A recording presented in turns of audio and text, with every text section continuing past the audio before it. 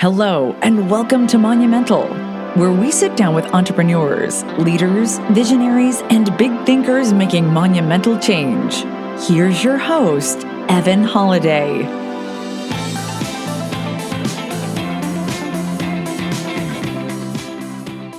What is up, guys? This is Evan Holiday, the host of Monumental, and we are here today in today's episode with our special guest, Robert Syslo. Robert, how you doing, man? Good, man. How are you? Thank you very much for having me, my friend. Thank you for having me. I'm excited to be here. Yes, I am pumped to have you on here. So a little background, guys, before we jump in.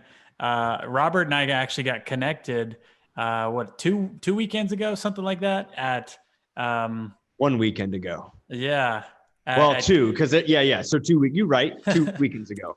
So Chris Rude's Destin Mastermind, phenomenal mastermind. It was 25 high-level real estate investors that are really growing massively their businesses. And Robert was there all talking about digital marketing, video creation, content creation, and how to build a brand and influence others. And so I was like, man, we have to have Robert on the podcast today.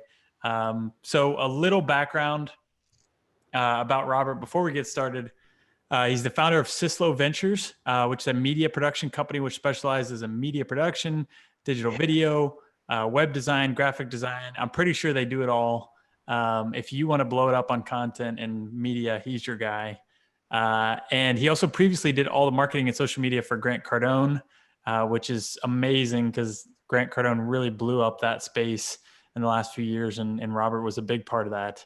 And then with clients all across the world, Robert has helped hundreds of companies and individuals develop their personal story and share that story online in digital video. So with that, Robert, let's just dive right into a little bit of your background and how you got to where you are today. Exciting, man. Exciting. Well, thanks for that. I mean, I started in production, I would say back when I was about 15 years old, and I got really interested in video. I was fascinated with it. I was fascinated that you could record things. I was fascinated that you could tell your own story. I was fascinated that you could craft messages any way that you wanted. So I would experiment. Like I worked in our media channel in high school and all that stuff. But, right out of high school, I got a job in New York City as an intern working for a film production company up there called Micheal Mailer Films. And, that's really where my heart was. It was like, I want to get into the film industry. And by way of New York City, New Mexico, California, China, Caribbean, Latin America, and now in Miami, I discovered that what I was really good at was advertising. And so my first work that I was doing, I would go out to different locations, businesses, restaurants, etc., and I would create video content for them in about 24 hours. So I'd go shoot, edit it, give it back, and they'd put it up on like City Search Yellow Pages and all of that stuff. So my background was always in, crafting stories and messages for businesses, but I didn't know it was advertising and branding up until maybe 6 or 7 years later when I worked with Cardone. And I was like, oh, well, what we're actually doing is called branding. Oh, what we're actually doing is helping entrepreneurs. Like I didn't know any of these terms. I just did it. Yeah. And that's like basically the story of my life. I never knew the technical formal term for what I was doing half the time, but I just did it anyway. So that just goes to show that formal education doesn't mean anything. You can just actually create it. But so I worked there. I was just a video guy helping create content. And then as time went on, I wanted to make more money. And they were like, yeah, well, you need to go sell something. We've given you 2 raises. That's enough. So I started to sell production work and advertising to all the clients there. And I was like, hey, here's 15 grand, here's 20 grand, here's 30 grand. And my income, skyrocketed. So fast forward about 5.5 years later, I had in contract value sold about $12 million. We had a staff of 26 people. And then I went on my own 2 years ago, and here we are today. We got pretty successful business, I would say, for an agency that, first year in business encountered an economic crisis, a pandemic all at once. And so that's the background. I mean, I glossed over some crazy stuff like going homeless and, losing everything and getting stuck in another country. But it all came back to one thing, and that was That was production, promotion, and helping other businesses communicate more efficiently in the marketplace. I love that. That's quite a crazy story, man. I mean, I do want to dive in. Yeah, I want to dive into a little bit, like just how you were able to pivot so many times and grow so many times through so many different iterations. And now, like we talked about, like you helped massively grow what Cardone did, and now you're blowing it up with Syslo Ventures. How have you been able to learn along that path, and then how have you been able to be persistent throughout that? Well, I mean, so it always came back to even in my darkest periods of time, I always had an idea of what I wanted to do, and I wasn't very satisfied with where I was. I would always hit a certain level, and I'd say, okay, I think I can do more. I think I can, like as you said, pivot. I can expand more. I can create something more. And so there was just always this deep desire to want to expand. There was always this deep desire to want to try something new, to try to push myself to the limit. Because, I mean, I always found myself in situations where I was with a group of individuals, but I would rise to the top of the group and then it wouldn't go any further. You know what I mean? Yeah. Same thing in school, all that stuff. Like I was in the upper echelon of the smart kids and all that stuff. And then I was like, okay, I outgrew this. I need to do more. And so really, to answer your question as direct as possible, it was just this, I've hit this point where I could either stay and not be happy with my state of existence, or I got to go to that next step, which would be further expansion. So there's always just this, okay, we got here. What's the next thing? Okay, I'm here. What's the next thing? We're going through the same thing in our company. I remember when, it was time for me to hire my first person. I was like terrified. I was like, okay, I'm at that point where I need help. And then we did it again, and then we did it again. And now we're talking about, okay, there's another number that we're trying to get to. And so it's just this constant challenge, this desire, this burning passion, I believe Jim Rohn talks about, that just eats away at me. And that's the thing. Like, there's an integrity point. I know we're kind of going into some deep stuff here, but there's always this integrity point where it's like, at what point do you have to follow what's good for you? And sometimes people don't understand that. They may hate you for it. They may ridicule you for it, but it really comes down to, how are you going to sleep at night? And what was important for me was to take that plunge and jump off and build a parachute on the way down. And that's what I did. I was homeless. Okay. The only next step beyond that is death. So what's the worst thing that could happen? You can't go any lower than that. Maybe jail, but still, I love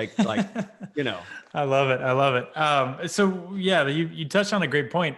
How that was going to be one of my questions was, you've had a great thing going with helping Grant and growing that brand into a massive, very highly recognizable brand. And you had such a huge part to do with that. I imagine a lot of people would be envious of that position.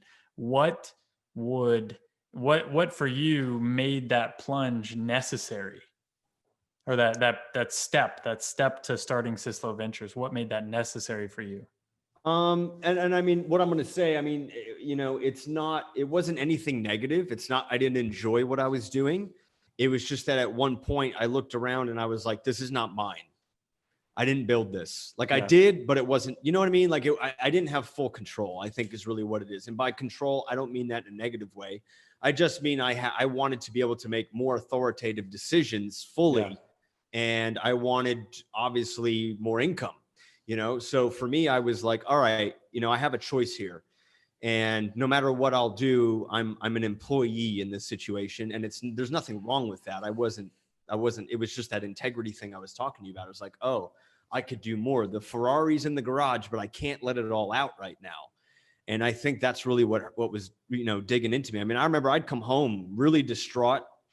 It took me 7 months to make that decision, because I was like, I love all these people. I've invested all this time into this, and I'm about to destroy it and destroy what I created and go do this thing. And it just kept coming back to, like, you have to do this for you. You have to do this for you. It's your time. It's your story. Yeah. They're going to keep going. But what does Robert want to do with the rest of his life? And it would not have been healthy for anyone if I had remained kind of suppressing Yeah. that desire that I had. And I think a lot of people suppress that desire to want to go out and build their own thing because either fear or, they worry about what people will think. And I was willing to take the heat. So, and I didn't get a lot of negativity for it. I mean, I had a non-compete for a year. That was fun. Try to grow a business with a non-compete. It's really tough. Yeah. But anyway, so it just came back to that thing. I saw all these entrepreneurs. I saw, we had like Damon John coming in, Frank Kern was coming in there, Les Brown was coming in there. The real estate guy, I can never say his name, from New York is coming in. And I'm like, why am I not them? Where's Robert in this picture here? And so that's why I would come home distraught. And the girl that I was with at the time, it was just like, I was hurting about it. It was a lot of mental anguish. I don't really talk about that too much, but there was a lot of back and forth and like, how am I going to do this? So when I finally made the decision, I did it as ethical as possible. I recorded this 13-hour video on how to do Robert Syslo training. And then I wrote up the processes, the systems, the objections on how to do my job. And I said, hey, I'm putting in my 2 weeks. Actually, it was 11 days. I gave him 11 days notice. And then I said, here's how to do me. All somebody has to do is watch that and you could carry on. And I cut the rope and disembarked on my little dinghy out into the ocean. And here we are today. So, And now you're on the cruise liner. I'm on a cruise liner. That's right. And the thing is that people would say like, oh my God, you're nuts for doing it.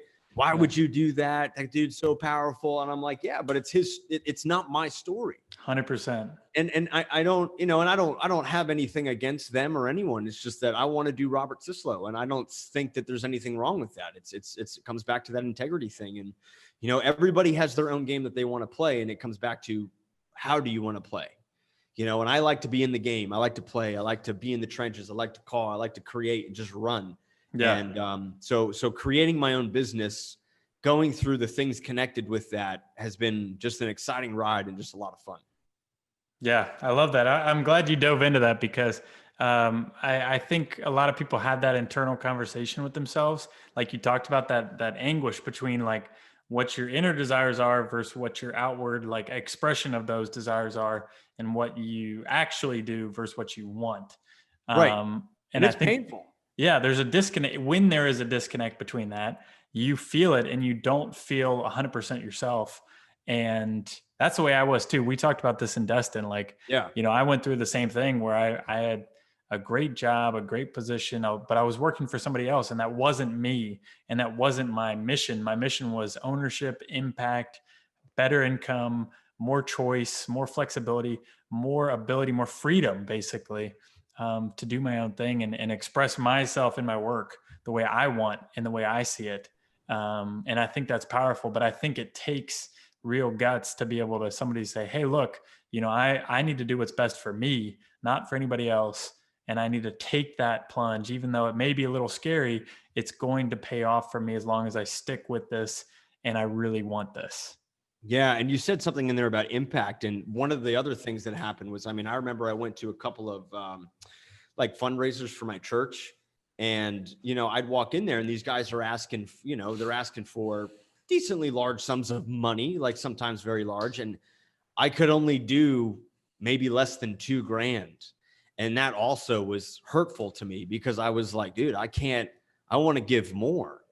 I want to walk in there and be like, here's 20,000, here's 30,000, here's 50,000 and not sweat it. And so that also was a point of anguish. Like I wanted to be able to give back and to be able to be charitable and do those things. And that was also another sub reason why I wanted to build my own company was it was like, I could help the way I really want to help. I want to, and you said that, you wanted to talk about that. Like how does somebody build a brand that can create impact? Well, part of the reason why is because you can, I wanted to be able to play at that level and I wanted to be able to give at that level. And I couldn't the way I was before. Yeah. Yeah. I mean, that's a big reason. That's a big part of my why is like, I want to make a bunch of money so I can have the ability to give it away in the ways that I think can have massive impact on others. That's exciting to me is both the making money part and the giving away money part. Yeah. And you live for a little bit of a higher purpose too. I mean, it's funny, you hear people talk about, they're like, yeah, hustle, grind, stack the cash, da, da, da, da, da, da, da. I'm like, that's the dumbest thing I've ever heard in my life. Because when you start making that amount of cash, you realize it's like, that's only a short-term thing. You know, it's not something that is, you know, yeah, it's great, but you got to look at it from the viewpoint of what am I doing to actually help other people reach a higher point in their lives, you know? Yeah. So I totally agree with you on that 100%. I love it. Well, let's dive into what you just talked about, like how a lot of our listeners are in the multifamily space or in real estate, really either from an investment standpoint or doing their own deals. How can they be able to use the tools that you've learned over so many years of content creation, digital marketing? How can they build their own brand so that people can trust them and feel confident in them that they're going to do the right thing with their money? Yeah, I mean, I think the very first thing is to get the attitude right about building a brand, and the attitude right about advertising, and get that attitude in a position that you can expect what's going to happen, because we live for whatever, some person somewhere along the line. And when I find this person, I'm going to punch him in the face because he's created a lot of trouble for the advertising world. But it was basically this idea that you could get instant anything on social media. And it's just not true. And if there is something like that, there's, you know, that person should be a multi-billionaire because they solved the greatest problem for marketing and advertising. But number one is really just get your attitude right about what it's actually going to take to be able to build a brand, because a brand requires your commitment. A brand requires your viewpoint to extend beyond 90 days, 6 months, 12 months, 24 months. You got to play for years. It's like, you know, you got to play till you kick the bucket. And you're like, I'm done with this. You know what I mean? That's really where your viewpoint on the brand actually has to be. So setting it up for that will make it easier for you when you say, hey, you know what? I'm trying to market, I'm trying to brand. And you said the critical thing, trust. You know, you're an investor asking people for hundreds of thousands of dollars, sometimes millions of dollars for deals, right? And I don't want to invest with the bling bling man. I want to invest with the guy that's like we talked about Chris. You know, one of the things I love about Chris, he's got a huge portfolio, but he's a family guy. You know, he's got viewpoints. I don't want to use the word average, but he's relatable in the sense that you can see him as someone that you would just hang out with. And so when you can build that viewpoint, now, yes, there's a time and a place for all the fancy stuff and the suits and all that stuff. But at the end of the day, also, a lot of the investors I know, they're not wearing suits. You know, they're not, because they're so wealthy. They're just beyond that. So they can see through. Like, I was talking to a client. He's got a portfolio of 400 million liquid. And he's like, yeah, we just don't, you know, I'm just interested in the person. I'm just interested in what their viewpoints are. I'm interested in the direction they're trying to go. So if number one is understanding the long-term play that you're trying to do with your brand, really the second one is just establishing the reality of who you really are. Like, there's no reason to fabricate anything. There's no reason to try to build a persona. Like, if you're introverted, you're introverted. If you're extroverted, you're extroverted. If you like nice things, you like nice things. There's no reason to try to just play at it. It's more about, how do you do deals? How do you talk to people? What did you learn? What did you discover? And that becomes number three, which is the consistency and the frequency level of your creation of content, right? I mean, I had somebody message me yesterday. They're like, I don't know how you do it, but you market and promote on the hour, every hour. And I want to get to that level because it's absolutely incredible. And, you know, I'm sure you have bad days. And, you know, I said, yeah, I do. I have days where I don't feel like doing it. But see, the thing is, if I'm committed to number one, how I feel is irrelevant. What really matters is, and I say this all the time, your promotion and your brand is really for everybody else. It has nothing to do with you. You know, like, you have a very specific offering for real estate, which I'm interested in, by the way, but you have a very specific offering that I didn't know existed, right? And so for that purpose and for that reason, your job is to promote to the high heavens what you have, so that people can communicate about it. I mean, I told you in Destin, like, we were doing 900, 800, 700, 1,000 pieces of content a week. Yeah. And I still don't think it's enough. I'm reaching 3 million people plus a month. I still don't think that's enough, you know? And so it's that consistency of showing up, observing what's happening. You know, as an investor, You're trying to close people to give you money. Every objection, every reason why somebody doesn't want to give you $1 million to invest in your property, every consideration that they might have is fodder for you to create your content with. Yeah. Kind of went on there. Gave you No, 4 tips. that was drilling down. I love that. Yeah.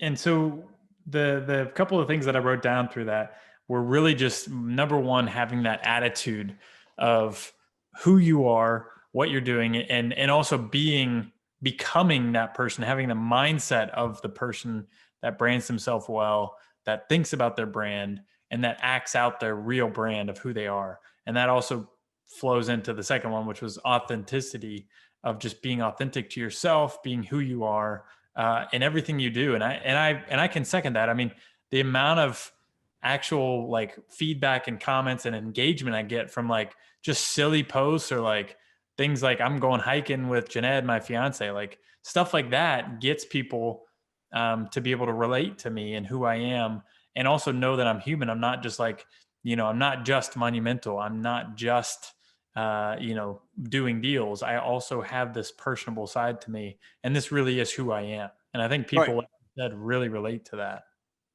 Right. You want to be as real as you can be to the people that follow you. That's the trick. How real are you? Right? Can I talk to this guy? Is he approachable? Does he respond? How does he act? What's his experience? Like, that's where you need to be with your brand. And if you're not there, well, what are you playing for? Like, what's the other thing we're looking at here? Like, what are you really trying to do? Do you feel like your job in the helping clients in marketing and digital marketing and media, do you think a lot of it is also helping people with their mindset? Totally. We probably spend more time on mindset than anything else. Yeah. Which actually it's kind of surprising, because in order for you to promote and market and advertise and communicate, you got to have a good knowing and understanding of who you are. Yeah. And not only that, like, you have to, like, it takes energy, it takes strength. And I always say promotion tests you. It's going to ask you, hey, how real are you? Can you talk about this? How much do you know? How long can you talk about it? Especially for investors, it's like, how far out can you go and communicate about your offerings and what you can help people with as far as returns and investments and why people should invest with you? We're talking about a bigger game here than just, oh, I'm going to put a post on social media. No. Oh, I'm going to spend $5,000, $10,000, $100,000 a month, if not more, in advertising. Okay, great. If you're going to do that and you're going to put yourself out there, you got to be ethical, not only with the products that you have, but also with the knowledge that you have, so that you could talk about it. There are people out there talking about investing in real estate that have never owned any real estate. There are business coaches out there that are way too young, have never coached the business in their life, and people are paying them money to coach them. It's dumb. This is what you're up against when you go out, especially in investing. I mean, everybody wants to be a real estate investor. Yeah. Everybody wants to do fix and flips. Everybody wants to do wholesaling. Everybody wants to buy multifamily. All of a sudden, over the last 6 or 7 years, everybody became a multifamily investor expert. Yep. And it's like, well, what the hell? Like, why would I listen to you? And the stuff that we're talking about on this interview, at the bare minimum, would put the blinders on for what anybody else is doing out in the marketplace, and positions you to just move and create your own space, which is really what you're doing. You're just creating your own centralized space inside of social media for yourself. I was telling Chris Rood at the Mastermind in Destin actually about how I had gone through that struggle of, I was like, there's all these guys that are really successful in the multifamily space, spinning themselves as the syndication value add multifamily expert. I was like, maybe that's what I should do. And I went down that path for a couple months. I was like, wait a second, this is not me. I just had always had these blinders on. I was like, nobody's going to understand affordable. Nobody's going to get it. It's too unique. And then I realized, I was like, wait a second, like, after talking to people about it and talking to mentors, I'm like, wait a second, really, that's the best thing that could happen, is that affordable is such a niche. And it's who I am. It's what I'm passionate about. It's what I care about. It's what I love teaching. And so we just doubled down on that. And as soon as we did that, we saw immediate returns of people coming out of the woodworks and being like, hey, you're that affordable guy, right? Like, I want to talk to you because that's what I'm also passionate about. And so if you put that out in the world of what you're passionate about, and you share that, and you give advice, and you give free value to others, then all of a sudden your true tribe and your true network are going to come out. Well, but you experience what I talk about. You were trying to create somebody else's vision. Yeah. It wasn't yours. You were creating a space that was already built by somebody else. I mean, and I'm going to try to explain this as simply as I can, but you're creating somebody else's already said thing, and you adopted that and said, this is how I'm going to do it because this person's doing it. But that is violating the first rule in creating your space. Yeah. Which is you always start with you. The very, very first rule is that you have you to start with. What you know, how you approach something, why you did something the way you did it, your value add, which I don't really like the word value because it doesn't really say anything, but the clear definition of value, right? That you're bringing. Like if I said, Evan, what's your value? You got to be able to rattle off 20 different things about what it is that you're going to get. Same thing with me, right? But when you made the pivot and you said, I, as an investor, am Evan Holiday, and I'm going to do X, I'm going to brand for the long term. I'm going to establish, you're going to go through the 5 things we talked about. You created your own space in that industry. And now you're the affordable housing guy. Yeah. And it's blue ocean. Blue ocean. Blue ocean. Fancy way of saying I created my own space. Yes. I love it. So as far as like one takeaway our listeners could have, like right now, could go implement, like right after they're done with this podcast, what would you have them do to help build that brand? In the sense of real estate? Yeah. I mean, if I was, and I've always said this, if I was in real estate as an investor, I would kill it because I know what I'm doing. But the point of the matter is that the reason why you built your organization, the reason why you went after certain deals and why you're building it the way you're building it is obviously because you saw something that didn't quite make sense. And the thing that didn't quite make sense spurred you to solve a problem for it, which then in turn spurs you to get investors better returns, more control, not getting in situations where maybe they get their whatever shut off or whatever. You saw something and you said, this is why I'm going to do it. That right there is the primary purpose of why you brand and promote as hard as possible. That right there is why when you're having an off day and you don't feel like marketing, you got to go back and remember that and say that out to the public because, there's people out there that don't know you exist yet.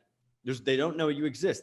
And if you remember when I talked about this at Destin, I asked the question, because I asked, hey, what are some terms that you guys use all the time? And I got the terms and I was like, do you think that an investor would know what this word means? And somebody was like, they should. And I said, well, that's pretty damn arrogant because there might be business owners out there that have $1 million sitting in their bank account. And nobody ever said, by the way, did you know that you can invest in affordable housing and have the government pay for your investment? You could do blah, blah, blah, blah, blah, blah, blah. Or did you know that you could they don't know that. So those are 2 takeaways, actually. Get rid of the crazy language. Talk to everybody as if they know nothing because you got to keep that in. And then number 2 is just, why did you start this in the first place? And that problem that you saw that didn't make sense or that idea that you had is the thing you need to triple down on.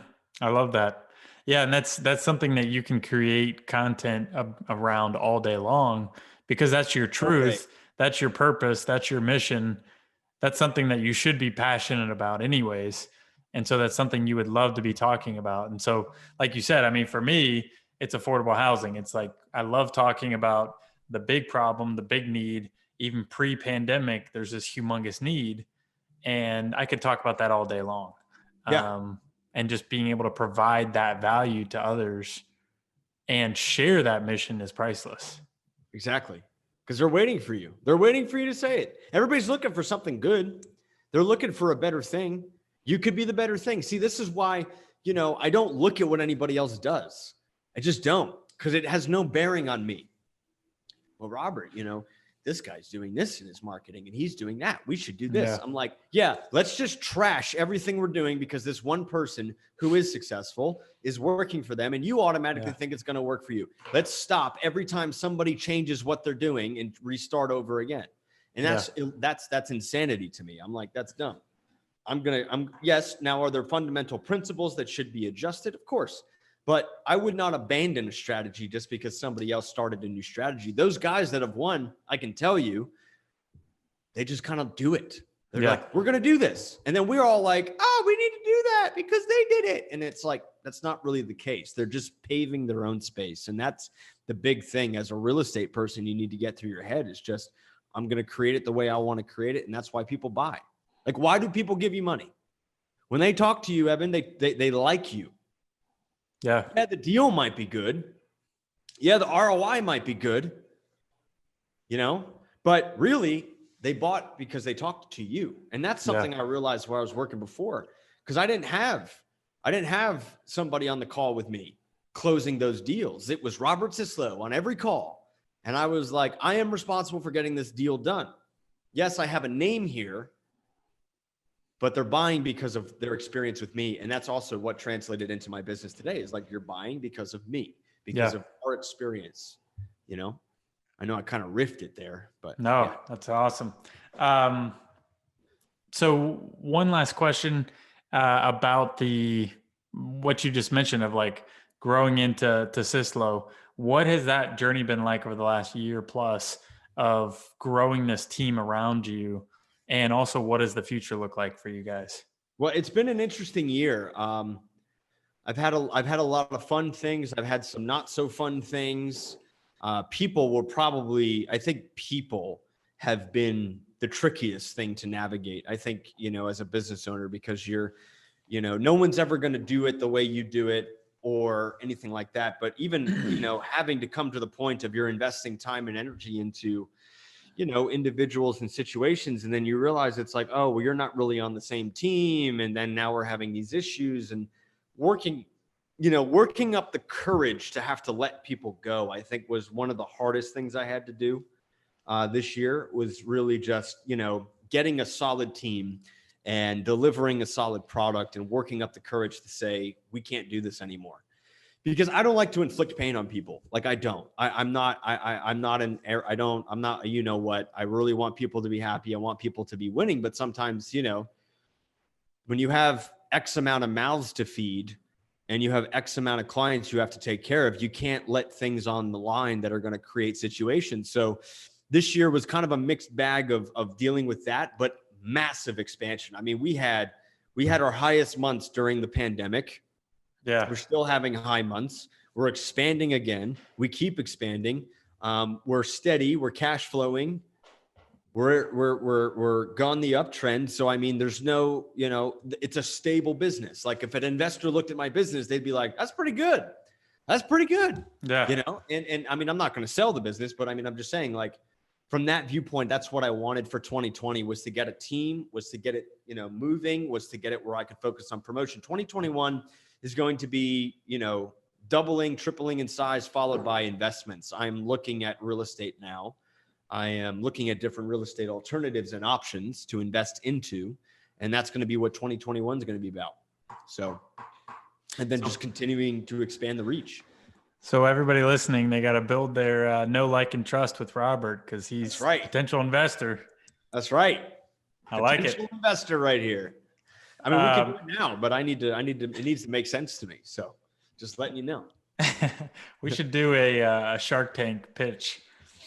I would love that, actually. That would be cool. Awesome. Yeah. One last question. As far as just the future of branding and marketing, where do you see that heading? Do you see anything that's really going to completely change the game? The only thing that I would say is that over the last few years, maybe 2 years, even more so this year, is this idea of, I think there's a lot more skepticism about your so-called gurus and experts and just the way that these media platforms work. It doesn't work the same way it did,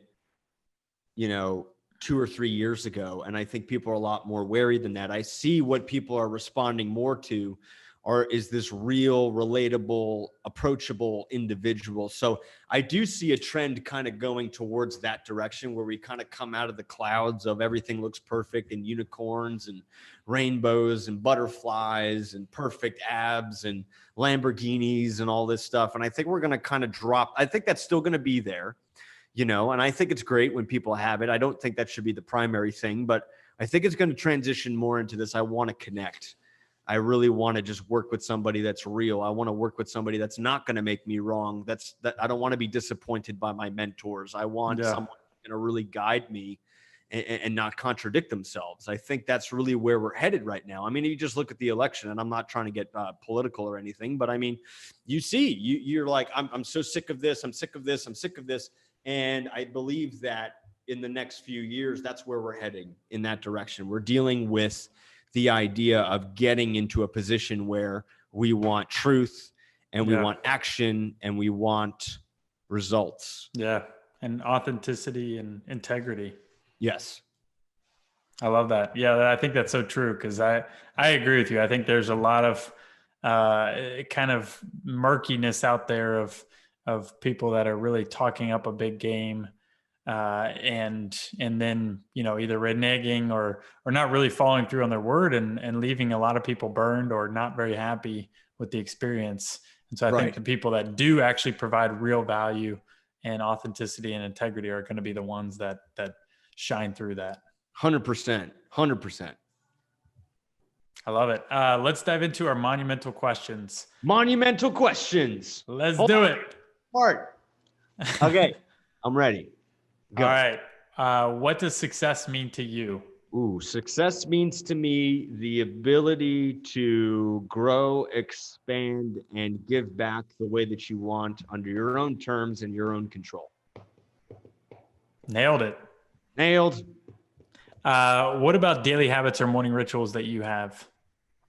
Well, daily rituals, that's a good question. So I wake up, and some people might crack on me for this, but I am not an early man. I do not wake up at 4. I do not wake up at 5. I probably wake up around 7:30, 8 o'clock, but I work late. So to me, it's all kind of relative. You could go to bed at 8 and be up at 4. I could go to bed at 12 and be up. It's the same amount of time. And I had somebody say once, no good deals happen after 10 o'clock. I'm like, yeah, tell that to my Australian clients. You know what I mean? So anyway, but point of the matter is this, is that I every day I work on, the rituals that I have is we wake up, I work out, I spend at least an hour a day in my own personal development. I work with my team, I promote, every day, these things are always happening. So there's always promotion taking place.